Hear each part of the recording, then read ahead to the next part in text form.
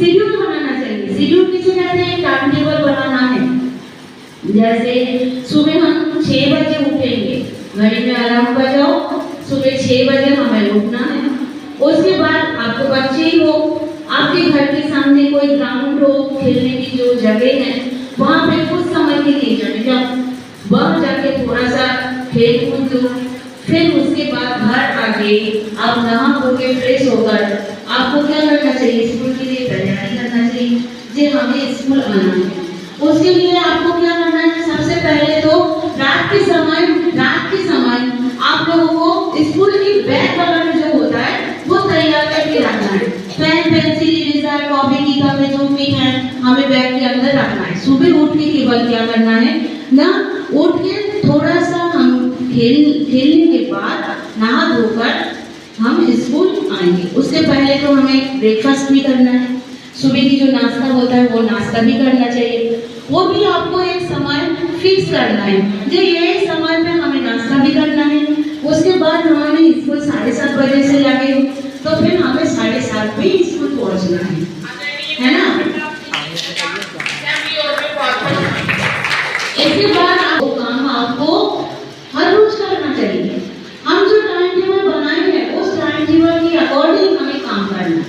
दोपहर के समय अगर मान लो 12 बज गए, 12 बजने के बाद आपको छुट्टी हो गई। अब छुट्टी होने के बाद आप घर जाते हो, घर जाके क्या करते हो? बैग को कहीं भी जाके फेंक देते हो। स्कूल की यूनिफॉर्म जो पहनने मतलब स्कूल आते हो उसको कहीं भी जगह फेंक देते हो। फिर थोड़ा बहुत खा पी के बाहर जाके खेलने लग जाते हो। करते हो कि नहीं आप लोग ऐसा? लेकिन ऐसा नहीं करना चाहिए। स्कूल से जाने के बाद आपका जो बैग जहाँ पे आप रखते हो, कोई अलमारी में रखते हो, कोई भी घर में हर जगह कहीं भी जाके कोई टेबल पे रखते हो, उसको सिस्टमेटिक रखा करो। और फिर स्कूल की यूनिफॉर्म में सिस्टमेटिक रखा करो। फिर उसके बाद खाना खाओ। खाना खाने के बाद उस समय के लिए आप न्यूज देखा करो। टीवी में न्यूज आती है, न्यूज चैनल चालू करो, उसमें बहुत सारे न्यूज दिखाते हैं। आपको पूरे दुनिया के बारे में भी दिखाता है ना, एमपी के बारे में भी जो न्यूज दिखाते हैं, उस समय थोड़ा सा न्यूज देखो। फिर खाना खाने के बाद आप लोग हाथ धोकर, मुंह धोकर, पानी पी के थोड़े टाइम के लिए सो जाओ। नहीं तो किसी के पास कोई कॉमिक्स हो, कोई स्टोरी बुक हो तो उसको थोड़े टाइम के लिए उसको पढ़ो।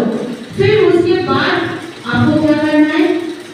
1 घंटे या 2 घंटे तो रेस्ट करना ही है। दोपहर के समय कम से कम बच्चे को 2 घंटे रेस्ट करना है। आपको ये दे दिया गया है उसको जाके कंप्लीट करो। ट्यूशन के टीचर से बात करो, ये स्कूल की ये वर्क है, हमें ये कंप्लीट करना है, हमें ये क्वेश्चन आंसर याद करना है।